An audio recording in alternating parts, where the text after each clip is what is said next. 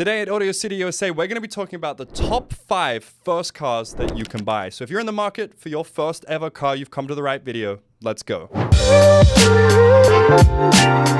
Now, before we get started, be sure to like and subscribe to AudioCityUSA's YouTube channel because we bring out videos like this every single week. And today's topic is fantastic because we're talking about the top 5 first cars that you can buy.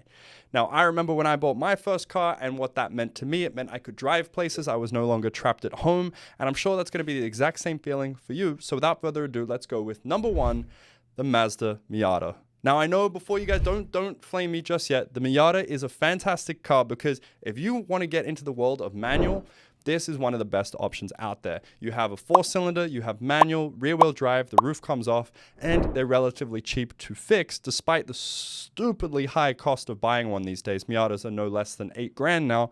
They're still a fantastic choice for first-time buyers. I certainly learned to drive manual in it. And in fact, my friend dropped me off, said good luck, and I had to kind of figure it out on my way home. But if you're trying to get into that, you want to track it, this is the car for you. The Mazda Miata is fantastic. That's number 1.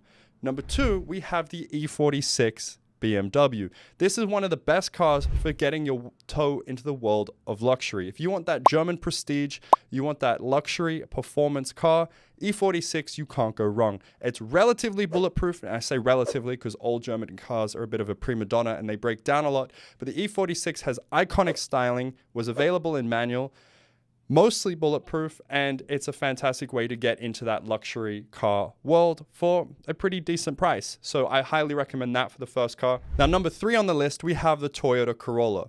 Now, before you tell me the Corolla is boring, there is a reason why it's boring, because it is utterly bulletproof. If you live in a place like Phoenix, Arizona, where it is ridiculously hot, I'm talking 110 degrees on most days, the Corolla is the car you're going to want because the AC works, it has some music coming out of the speakers, and it's literally bulletproof. When we're all gone because of the nuclear war that we'll have in a few years, the Toyota Corolla is going to be living beyond human life. I'm telling you right now, you can't kill it.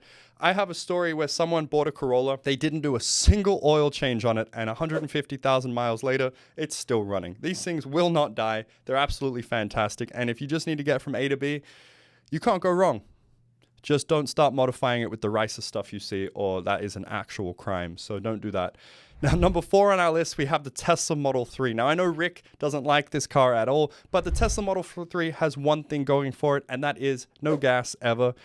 Although you will be that guy who's charging his car every 30 minutes and you'll have constant range anxiety. But I mean, if you're a first-time driver and you're getting a Tesla Model 3, I'd be pretty happy with that. You have all of the Elon Musk-y features inside, like the fireplace and the dog mode and whatever else. And overall, it is a comfy place to sit. But if range anxiety doesn't bother you and you don't mind EVs, Tesla Model 3 is a great choice for number 4. And in at number 5, and this one's arguably my favorite first car you can buy, is the Toyota Tacoma. Do you guys agree with me? Let me know in the comments below. But this thing is not only bulletproof, but it's adventurous. You can put some mud tires on it. You can lift it. You can do whatever you want to the thing and take it anywhere. It's a fantastic car. And if you have the budget to get a Toyota Tacoma, I highly recommend it because you can't really go wrong. The resale value's there. You can take it anywhere. They look pretty good. So I think that's a fantastic first car, even though it's a truck, and I really want one of those. But let me know what you guys think in the comments below. What was your first car? And if you had to do it again, what would you buy instead? Would you keep the same car? Would you go for something else? I personally wish I had a Tacoma, but in the Australian markets, we didn't have it. But here in the US, the land of freedom, you can get yourself a Toyota Tacoma. All of these cars are relatively inexpensive. Mind you, the Tesla and the Tacoma are not. But either way, I think they're all fantastic choices. And we have wheels and tires for every single one of these vehicles. So if you buy one of these cars and you want wheels and tires for it, AudioCityUSA is your one-stop shop. We have experts who've been doing this for over 20 years.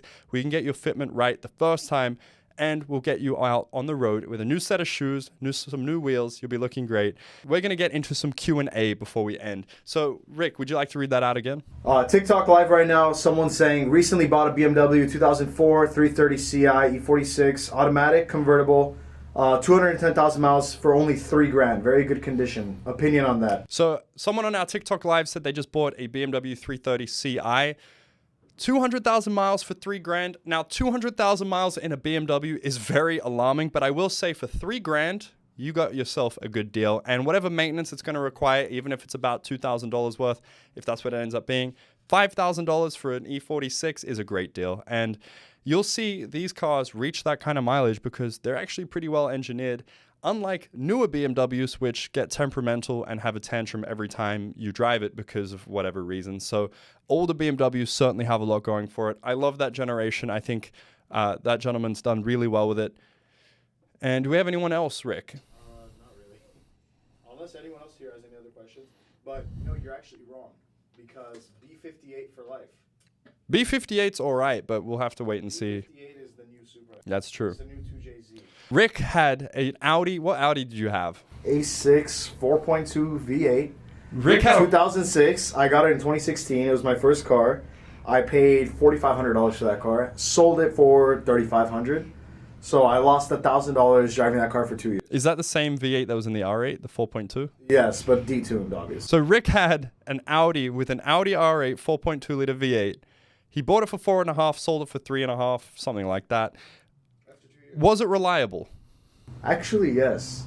I find that hard to believe. The timing chain had been fixed before I bought the car because on that engine, the Audi 4.2 V8, it's notorious for the timing chain failure. Interesting. So it was horrible on gas. Yeah, no, V8, that's the one thing I want to note. V8 for your first car is not recommended unless you got deep pockets, which is why I didn't put the Ford GT on that, well, the Mustang on that list, because Mustang V8s, any V8s, even if it's a Chevy V8, you're going to drink gas. So I highly recommend 4 cylinders or even a 6-cylinder. But I for instance, have currently a $400 Crown Vic, and that thing's getting like $1 per mile in gas mileage. It's terrible. It's really horrible. So stay away from big thirsty V8s. Anyway, I hope you guys have enjoyed the video. If you guys liked today's video, be sure to like and subscribe and stay tuned.